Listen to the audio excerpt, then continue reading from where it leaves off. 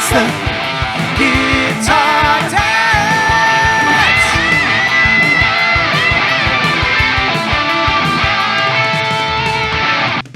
Welcome to the Guitar Dads podcast, a podcast for guitar dads by guitar dads. This week, the guys asked, what's in your wallet? Dirty Honey released their first LP. Did it disappoint? And oh yeah, Matt's getting gear curious again. Is it too much? Is he consistent? He'll figure it all out this week on the Guitar Dads podcast. Now, here's two guys who put the con in concert, Matt and Dave. Hello, everybody. I'm Matt. I'm Dave. Welcome to the podcast. Welcome into the pod. We put the con in concert? Yeah, man. I never conned anybody. I'm not like a scalper. Well, we're going to get into it, so we'll figure it out. What am I, a scalper? I mean, what's up with that? Yeah, you are a scalper. Oh, man. That's good. That's a good one, Dave. Hey, you know, I have to keep you on your toes with these intros. That's exactly right. So, another week's gone by. What are you drinking over there? What you drinking? I'm drinking a nice, Pinot Noir, sophisticated. I'm really into the IPAs, but I had to cut back, had to watch the calories. So now I occasionally drink this Pinot Noir. This is what happens when you're a guitar dad and you got to watch the Guitar Dad bod. You got to watch the bod. Bod's got to be watched. Got to be careful with those IPAs. I still indulge in some every now and then, but you got to be careful. So I miss them. I miss them. I sent Dave a text last weekend. I had gone for like a super long bike ride, so I felt like I earned it. And I drank one IPA after like a very long bike ride. So I felt like that was okay. And, I think it's kind of crazy now. We're at the age where we have to you got to earn it to drink your IPA. You got to earn it. Well, it is. Yeah. I mean, we're not going to turn this into like a health podcast, but it's outrageous how many calories are in these things. So yeah, some of them are crazy. And so but you got to drink one occasionally. Like, come on, we're not like who are we, like Adam Levine? Like, what is this? Well, maybe one day somebody's going to tune in to YouTube and see you with your shirt off over here. I'm not trying to prance around shirtless like Adam Levine in the Super Bowl.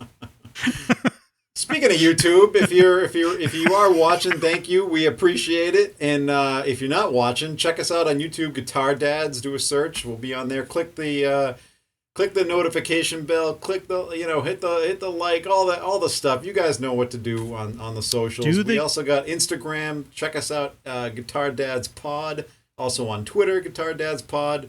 And we're constantly posting new stuff. So if you want to be, if you want to get in on the game, then check us out and follow. Yes. What do we got tonight, man? What are we doing? Well, let's get into it. The first topic we want to discuss tonight, we got some positive feedback about last week's topic about kind of industry stuff, right? Streaming industry, the music industry in general. So we figured, we might have another topic to talk about that's getting to be kind of interesting and relevant as we get out of the COVID times, which is concert ticket pricing, right? Yeah, I mean, concerts are definitely back in some capacity, right? And acts are getting out there, and it's only a matter of time until some of the bigger acts get out there, and that's kind of where this conversation is going to go, is more like the bigger acts or at least, right now, the concert, what you had seen last week, that here, if you're not familiar with the pod, we're local, we're close to Boston, we're just north of Boston. Yep. So last week we get this notification that Guns N' Roses and then the Motley Crue Def Leppard Stadium tour, everything's like booking at Fenway. So all the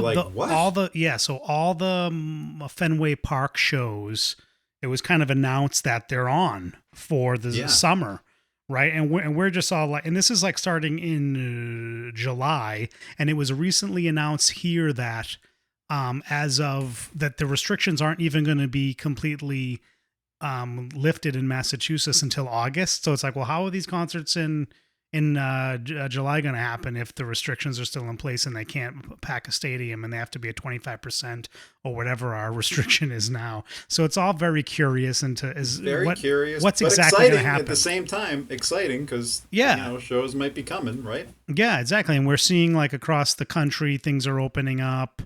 The thing that got me excited was, I think it was like Australia, or was it New Zealand, where there was New Zealand. Yeah, that massive show. Yeah. Was it a show, or was it like a football thing? I forget what it was. No, I think it was a concert. I think it was a show. Maybe it was a concert, and it was like a massive stadium, packed stadium. And I was like, wow, we haven't seen one of those for a while. So it's going to come back. I think, people are going to have their levels of comfort around that. But I think, it's coming back, and it's going to be awesome. And it's going to be great. But that got us into looking at tickets for these things, just out of curiosity and seeing what was available. And, to no surprise for us, at least, the ticket prices are astronomical for some of these shows. Yeah. And it's only going to get worse with COVID, because the demand is going to be there. And, prices, I don't see them coming down ever. I just think that they're going to continue to climb exponentially almost. It's pent up demand, right? So this is an interesting kind of thing, because these are technically rescheduled shows that we were looking at. And let's just be clear, we're looking at Guns N' Roses. We were also looking at the Def Leppard, Motley Crue, Poison, Joan Jett show, which, I mean, come on. I mean, that's going to be awesome. If Vince Neil can even sing anymore, can he, Dave? I don't know. But we know that Joe Elliott. The first and only time I ever saw them was when they opened for Aerosmith, and that was back in, I think, 2000. Oh, geez, I mean, I want to say 2007, maybe. But Def Leppard is still killing it. Def Leppard's still killing it, but Vince that night, I mean, that was years ago too, and that night he was way off, and he even told the crowd, he goes, "Listen, I blew my voice out last night, so I can't sing." Oh, that's terrible. So it was not the most pleasant show. So it remains to be seen if it's worth it. But Joe Elliott. 14 years later, we'll see if he can still sing. Yeah, but it's Joe Elliott's the lead singer at Def Leppard, right? Oh, he can still crush it. Yeah. He can still crush it. He sounds good. So I think that could be a good show potentially. And then, maybe it's a train wreck, maybe it's not for Def Leppard, but at least you would get to hear the Mick Mars tones. Speaking of guys that love to take their shirts off when playing guitar, Phil Collin, right? Phil Collin, not to be confused with Phil Collins. Yeah. Maybe Adam Levine will come out of jealousy. That's a really good point. Does he drink IPAs? He can't drink any IPAs. Yeah, I don't think he drinks anything. I mean, he must just drink water, coconut water. Well, no, he came out and said that he gained a lot of weight during the quarantine. Oh, really? During lockdown, and he interesting. Actually had to take it back down. But dude's still a beast. I mean, I mean, look at him. I don't even know how old he is, but I think he's almost 60, dude. He's like 60. I think they all got to be in their 60s, yeah, right? Yeah. He's amazing. Anyway, I don't think he drinks IPAs though. I'm going to look this up while you chat. Yeah, he follows like the no IPA school to be able to take your shirt off and play guitar on stage, along with Adam Levine. So there you go. All right, you got an age guess? I said 60. What? How far 63. off? 63. Wow. Not that far off. Amazing. The guy's 63. Anyway, Phil Collin, badass, plays those Jacksons, right? Yep. Plays Jackson still. They're just awesome. Great tones, just awesome stuff. So anyway, if we get back to the topic, so Def Leppard, so we were kind of checking. So these are rescheduled shows, and I don't think they gave everybody a refund. So like technically, I don't know how they can sell any tickets. Like I don't fully understand this. They must be thinking like most people aren't going to show up. I have maybe they probably weren't sold out shows to begin with. And so, maybe they think they can sell additional tickets. So there's not that many tickets available. And the ones that are available, even seats that aren't that good, are well over $100. Right. And if you're familiar with Fenway Park, the seating for a show there is, it's really kind of a trade-off. If you're going to be up close, some seats can be way off to the side of the stage and almost obstructed view, right? They even say that on some of these tickets. Yeah, they say it on the ticket. And you're still paying a fortune for those up front because you're closer to the stage. Let me just go on a rant about the whole Fenway Park thing. Yes, it's very cool that they have concerts there. It's a very historic place. I grew up going there, watching the Red Sox. I still go occasionally to see the Sox. It's a great time. Dave actually was there not that long ago. They invited some healthcare people. So that was cool, right, Dave?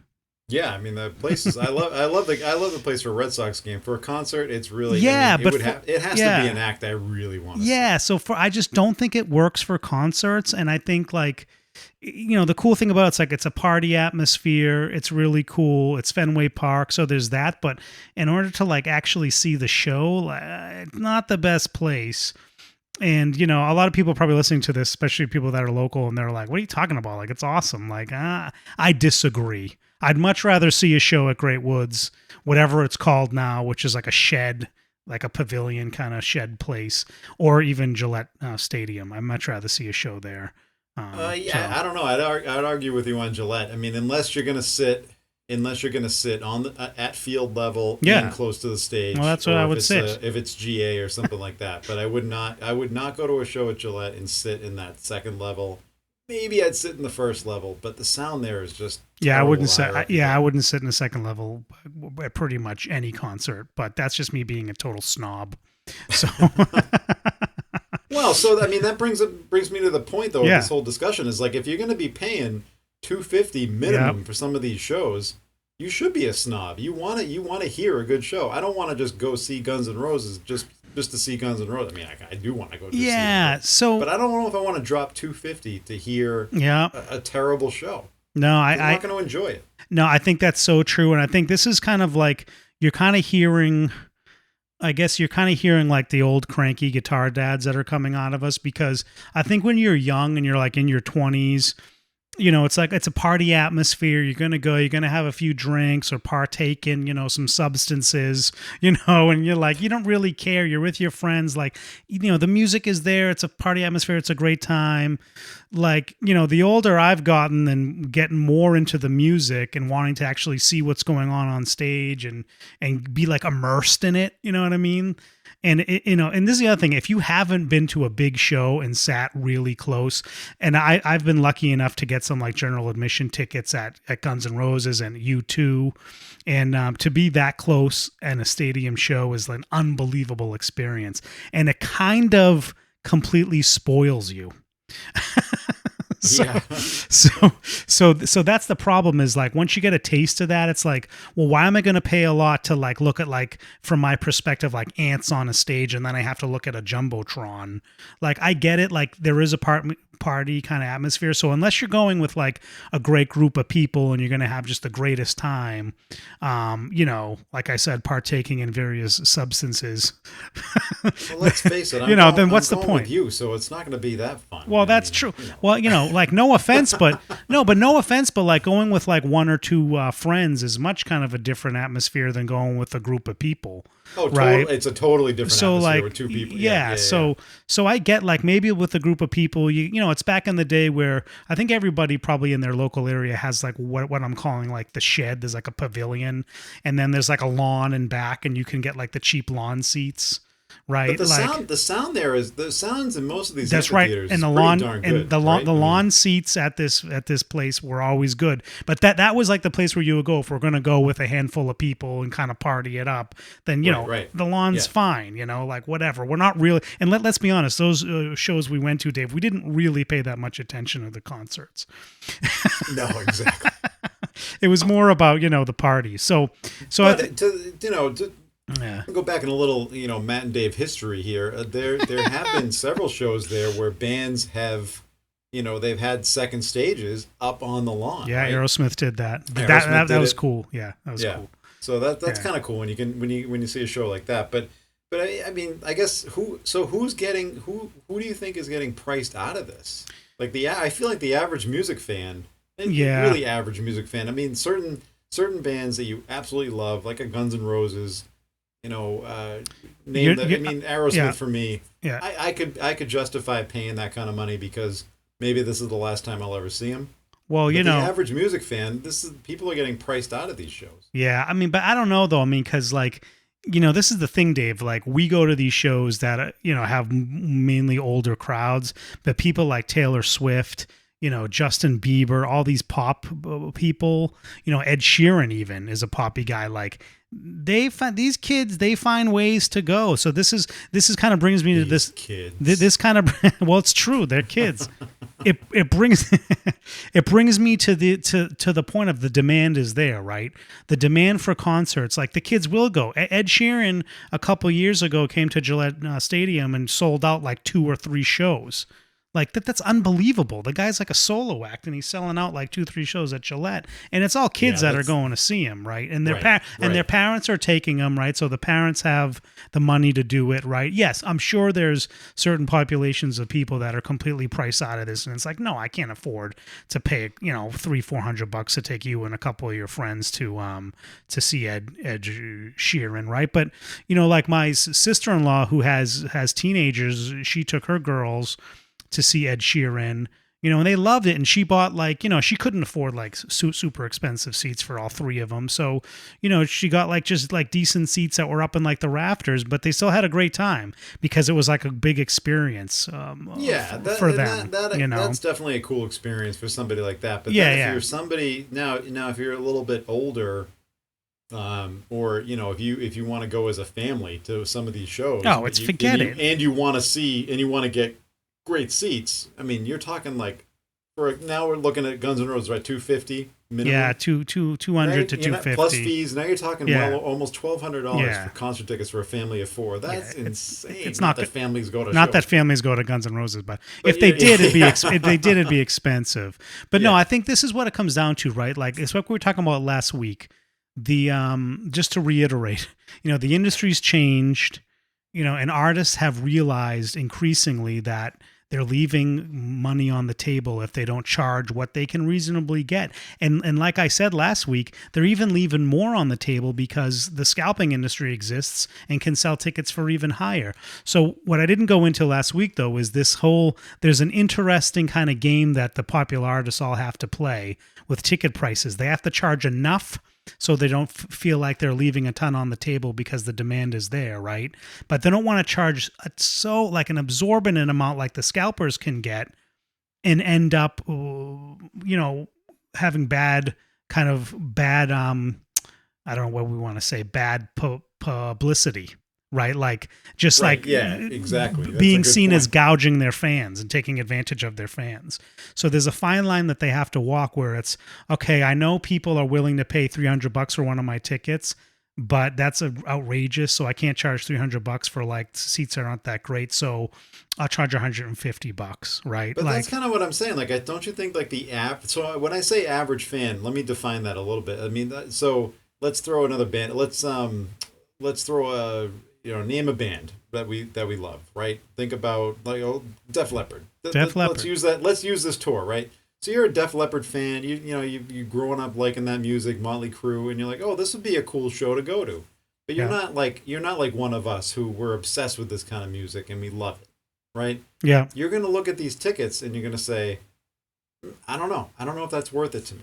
Yeah, maybe a show like that's not a great example because it's almost like a festival in itself. It's 4 great acts that. Yeah. I mean, how could you go wrong? But the average fan who's not super pumped to see Motley Crue, super pumped to see Def Leppard come to town, do you think they're gonna pay $250 or more to go see that show? Yeah, it remains to be seen if that's going to be a sustainable amount of money. I think it will be a little bit post-COVID because of the pent-up demand and people just dying to get out and have a great time. So I think they're going to be able to get away with it for a little bit. I really do. So you see, so you think some of these prices will come down eventually? Then? Yeah. I think as things get super back to normal and people are more comfortable going out, then the demand, the demand might actually come down a little bit, whereas I think there's pent up demand for this now. The other side of that, now I'm like flip-flopping. The other side of that argument is like maybe there isn't the demand because people are skittish about COVID. So in order to even make these shows viable, they have to lower the price, right? The demand isn't there. It's really kind of like, it's going to be interesting to see what happens, but based on what we saw with these ticket prices, it seems like they think the demand is there and they're going to charge what they want to charge. But I agree. I don't think it's super sustainable. I think eventually it gets to a tipping point. But here's the thing, Dave, pre-COVID, especially for like, we see these acts, which for all intents and purposes are almost like nostalgia acts, right? Aerosmith, Guns N' Roses, Def Leppard, right, like the guys we want to see are almost like nostalgia acts. So they're not going to be able to get what what Taylor Swift can get and what Ed Sheeran can get and what, like Bruno Mars can get. I remember Bruno Mars came a few years ago to the Garden, and like the cheapest ticket to the TD Garden in Boston, and the cheapest ticket, because I'm a fan of his and my wife is a huge fan of his, and we would have loved to go. And we looked, and the tickets, I think for like the rafters were like $300. Yeah, the lowest ticket was about 300, and I was that was like last row of the balcony. And I was like, I'm not paying that. This is outrageous. But he was hot, super hot at the time. He can get it, And like I said, the scalping stuff, the demand is even there for that. So this is the thing, like the demand is here for this, and I don't see it going away. I think to your point though with the scalpers though, I think and I'm not, I don't want to get into a whole political thing here, but I think at some point, somebody's got to step in with this. This is a game that they play. How many times do you see, something a show go on sale and boom, next thing you know, most of the tickets are gone. You're getting like cheap seat. You're getting like a really terrible seat for an expensive cost. That's because these resellers are somehow able to get all these tickets, at a probably before they even go on. Well, I'm sure before they go on sale to the general public. So and here's working these back end deals, right? So that's, you just hit it. That's what was going on. I think the artists are standing up to it now because they know they get a bad rap for even though like they're not the ones that are selling it, they know that it isn't good for them, and it pisses people off when scalpers are charging outrageous prices. But it has happened, and it probably still happens, where managers of artists will cut backdoor deals with scalpers and say, yep, I'll give you X amount of tickets in the first 5 rows, and you give me a cut of your profits. It used to happen all the time. If you Google this stuff, you can read. Still happens. If you Google this stuff, that it does, but if you Google this stuff, you can read about it. I actually listened to an interview with Kid Rock where he openly admitted he did this.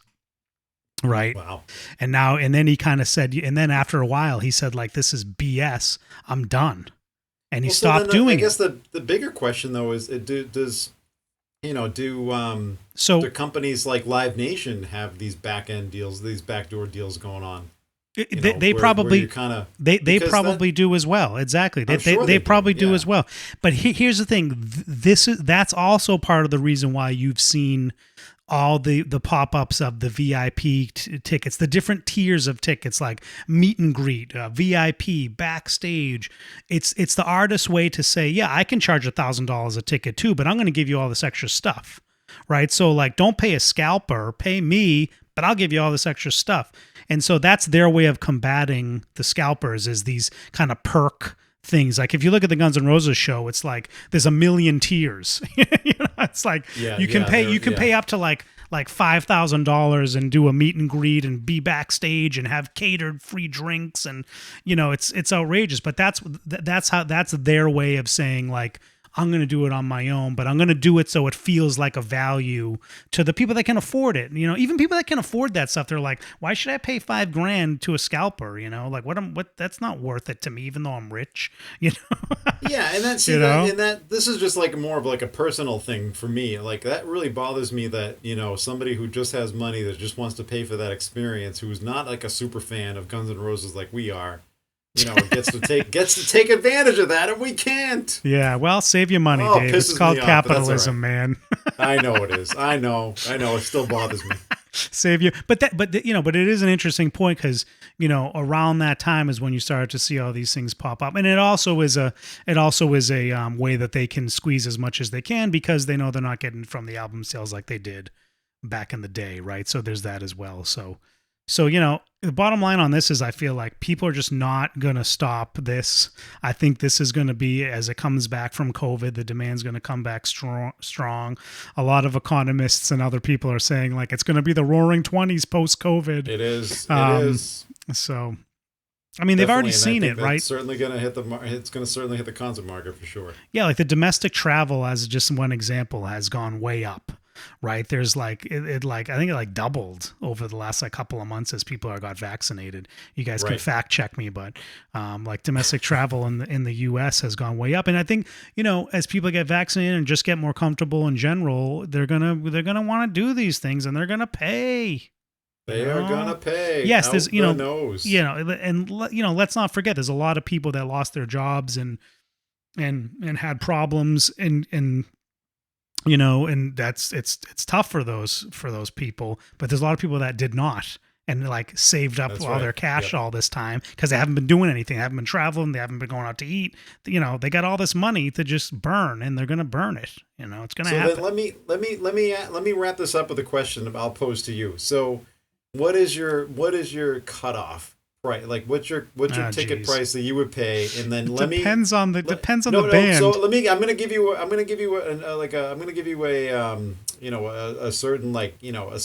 tier of bands. I'm talking. Here we go. The Guns N' Roses, the Aerosmiths, those guys. If you want to call them nostalgia acts, that's fine. Are you insulted by nostalgia acts?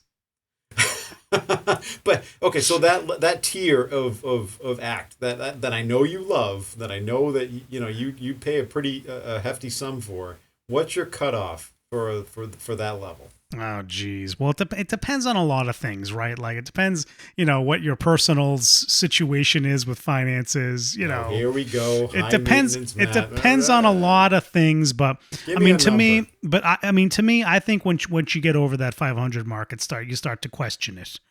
Is this really? Okay, right. You're like, I would say I would pay up to 500 if I could be in like a general admission pit in front of the stage or really good seats. In the first like 10 rows or something like that. I would, cause I've been there and I know the experience, and it's an amazing experience, and I would pay for that. You're right. Like people go on vacation and drop thousands and thousands of dollars. I'm fine with saying like, okay, $500, and if it's the right like VIP package, if I get to like go poke around Slash's guitars and amps, maybe I go, maybe I go up to 1,000. I didn't know Slash was allowing fans to just grab a Les Paul and play. Yeah, if I can like they wouldn't let you touch your guitars, but if I could just go see the amp, the setup with my own eyes, and maybe like accidentally like turn up his amp or something. that would be when he goes into the first like Estranged solo, it's like way loud. What happened? I know. Oh man, right, it was the VIP. I'm gonna put you down for 500 then. All right, good. Yeah, so that's my number. 500, but 1,000 if I get to touch Slash's amps. All right, that's good. What about you, Dave? What are you thinking? I you know what? If I'm gonna touch Slash's amp, I don't know, but for a good seats in a show that I really want to see, I'm lower. I'm around 3. Okay, I think that's fair enough. That's about as much as because that's like. To me, this is a shitload of money we're talking about here for one show. It's a lot of money. Yeah, it is. It's a lot of money. Because to me, like $300 can buy you a decent cheap guitar, right? Yeah, well, you put it in those terms, yeah. But at the same time, like you can barely fly anywhere for $300, right? That's true. You can put it in all kinds of terms. You can put it all. It's all sorts of perspective you can put on this stuff. Yeah, but anyway, it's all relative. But anyway, so I don't know. I think we've killed this topic, but I think we killed this topic, but we destroyed it. We've destroyed it. Speaking of destroyed. Oh, yeah. Dirty Honey. Nice I know you've heard the nice album. Transition. I know you've been obsessed with it. Let's just get into this. The Dirty Honey album is probably Guitar Dad album of the year as of now. Unless like something completely blows us away. This is probably Guitar Dad album of the year. I just got to say. I don't see anything topping it. I just can't. I can't. I'm sorry. Yeah, what could possibly top this? It's that good, guys. I don't even know who's due out to put who's due to put an album out this year. Wow, there's a lot of people. Look at the list. So if there's albums that are due to come out later on this year, there could be some other things that could easily top it, but we don't know. Well, we don't know. But this, we've talked about this band before, but if you like kind of dirty rock and roll, bluesy rock and roll, there it is. You will like. I got the shirt on tonight. Dave's got the shirt. They got the lips thing. It's kind of like a takeoff of the Stones, but it's still cool and unique in its own thing, which is kind of like the band, right? Like they have like these kind of influences of all these classic bands, but they're very much their own thing and are and are awesome. Great songs, great like riffs, guitar riffs. This is why it's such a great Guitar Dad band is the riffs are killer. I actually, on our Instagram, I posted a riff. I love one of the riffs, and I just happened to have my guitar in my hands when I was listening, and I was like, oh, let's figure out this riff. So I put it up on Instagram of me playing along one of their songs. I think it was Tied Up. On Tied Up, right? Yeah. That was Tied Up. Yeah, it was Tied Up. That's a great But riff. like, you could do that with any of the songs. The riffs are incredible. Yeah, and that's the thing. So I texted you this earlier today. But just to make the point to people listening, these guys really know how, and they're incredibly young. I mean, they got to be in their early. I know they're in their early 20s, and for a band that young, that inexperienced, to be able to honor rock and roll like they do and honor the past, but at the same time put their flavor on it.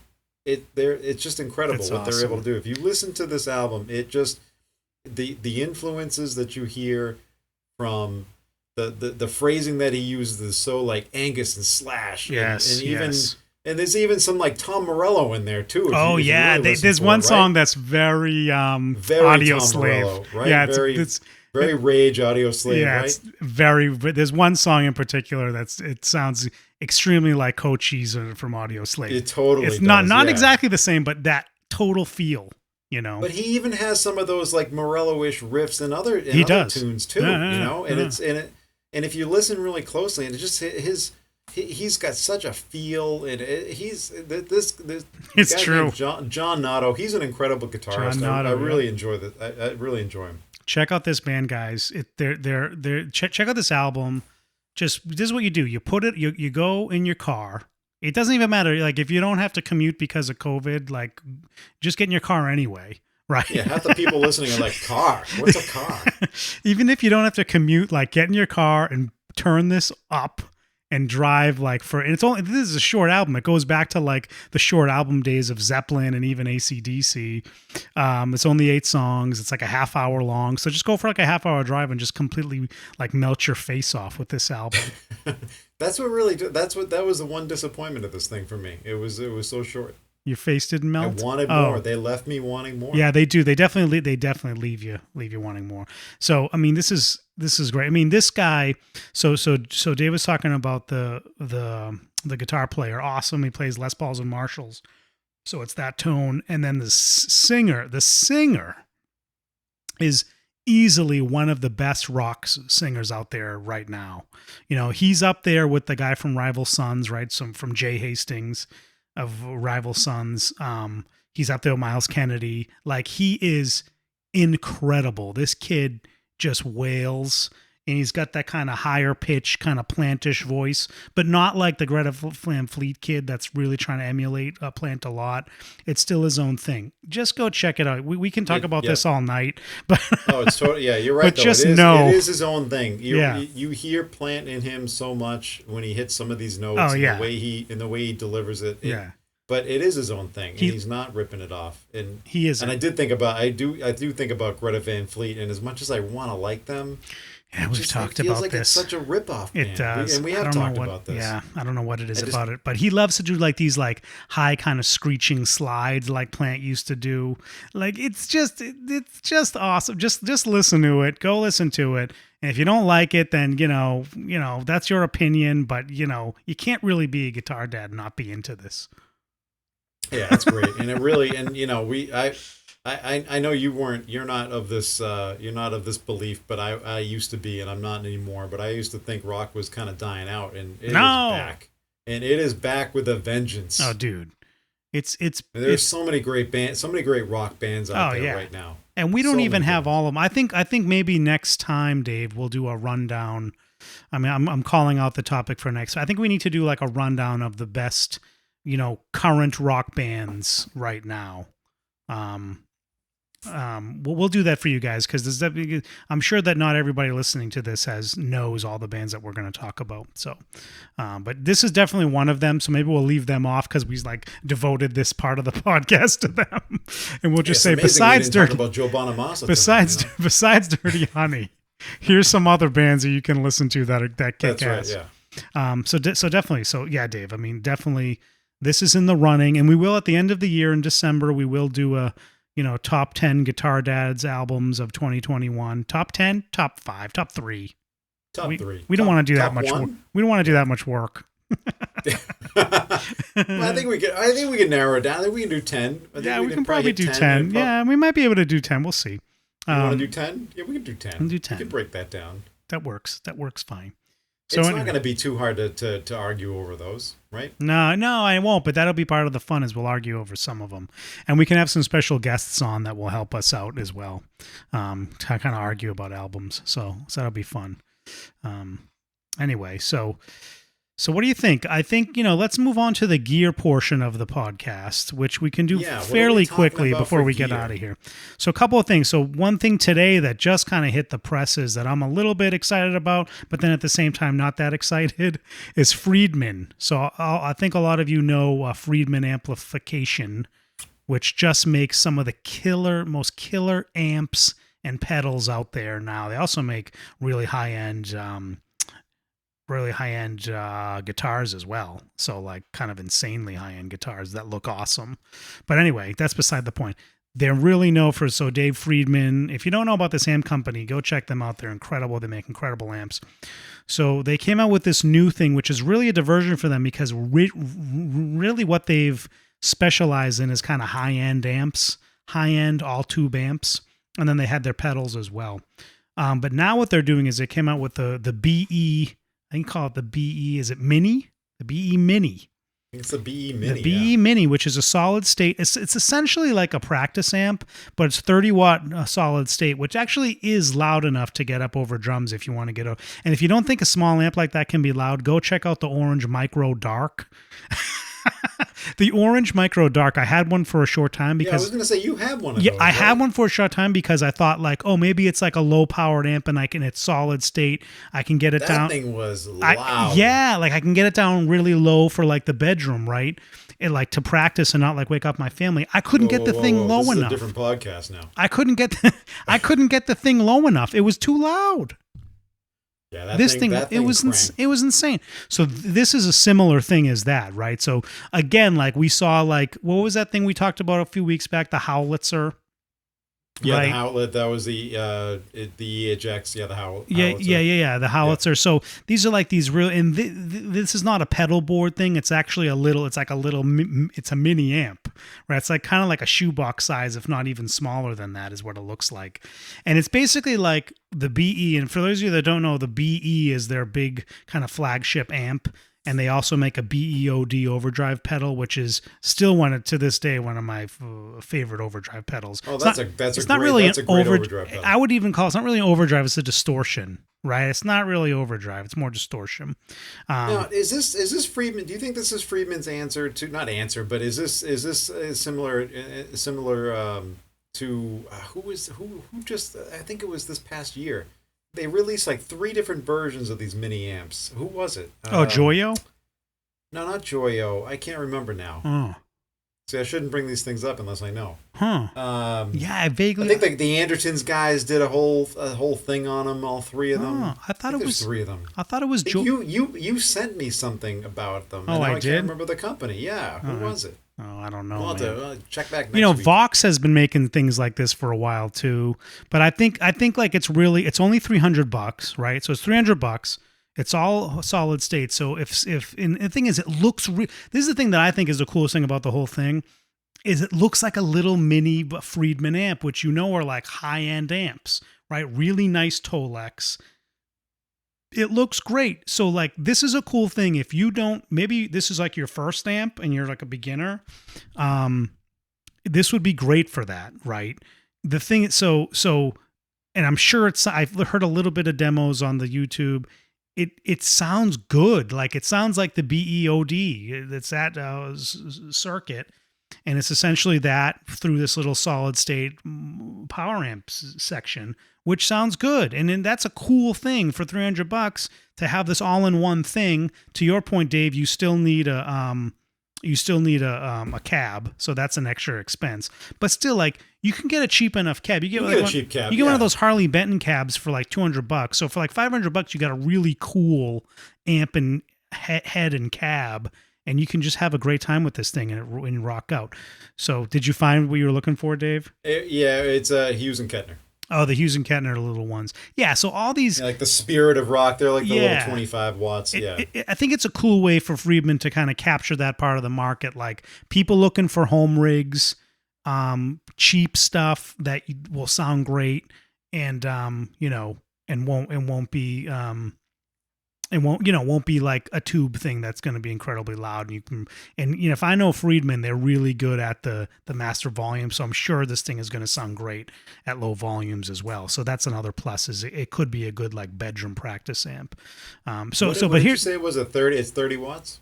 It's 30 watt solid state, which is still pretty damn loud. That is very loud. Yeah. So I'm sure you can gig with this thing if you really wanted to.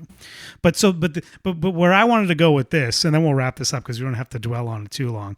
But where I wanted to go with this is I'm disappointed. Let's make a note where we are in time right now. And then this can lead into the next topic on the gear list. But I'm disappointed that it's not. I saw the teases for this on the Instagram for Friedman.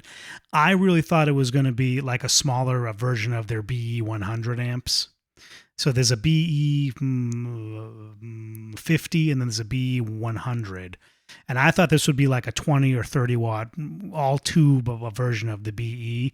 And Dave Friedman has said, like in interviews and on his podcast and stuff, he has said like, oh, the BE is such a complex thing. There's a lot going on there. It'd be hard to shrink it down and do it right. He shrunk down a lot of amps. He shrunk down like he's got the Runt. He's got the one that he recently shrunk down at a 20 watt version is the Jerry Cantrell signature, which people say is a lot like the BE amp as well, but I don't think it is. I think it's a little more grindier and like hairier than the BE. It's not kind of as smooth, which is still cool. It's still cool, but I really like a smaller version of the B100, like their flagship amp. But, like Soldano has done it with their SLO 100. They have an SLO 30 watt amp. It's like $3,000, but it's still really, it sounds incredible. So this brings me to, I'm getting, even though I'm a big fan, you guys know I put up a video about the HX Stomp. I'll probably do some more HX Stomp stuff on YouTube. And I love the HX Stomp. I love like the preamp into the HX because I do it with my band. But I still have these amps that are behind me, which I like still. But I don't like absolutely, I'm not in love with these amps anymore like I used to be. So this is a DSL 40 in back of me. And then there's always an OR 15 as well from Orange. What's wrong with the DSL 40 I got over here? It's a good. I know you got that too, Dave. It's a good amp. No, it's great, and I'll probably kind of hold on to it because I did like rehouse it. So for those of you that aren't watching YouTube, I rehouse it in a really cool head. So I took it out of the combo cabinet, and I put it in a head that's like a brown alligator thing. It's pretty cool. Right, Dave? Like, you got to admit, it's very cool. So I don't really want to get rid of it just because it looks so cool. But it is cool, but it's not as cool as like a Silver Jubilee or a JCM 800 or a Friedman BE 100. Now, do I need a fire breather screaming amp like that? Stop it right there. Do you need? This is not about need. This has nothing to do about need. The answer is no. I don't need a fire-breathing screaming amp. And this is another topic almost. It's like, and this is just kind of universally agreed now that people don't need these 100-watt amps anymore. No one's playing stadiums. It's, people do play stadiums. Those that play stadiums need them. Those that play stadiums need them, which is like, 100 people worldwide. Right? Yeah, exactly. So they need them, but the rest of us probably don't need them as much, like for your like guitar cave or for your your cover band on Saturday night in the bar. Like, you really don't need them.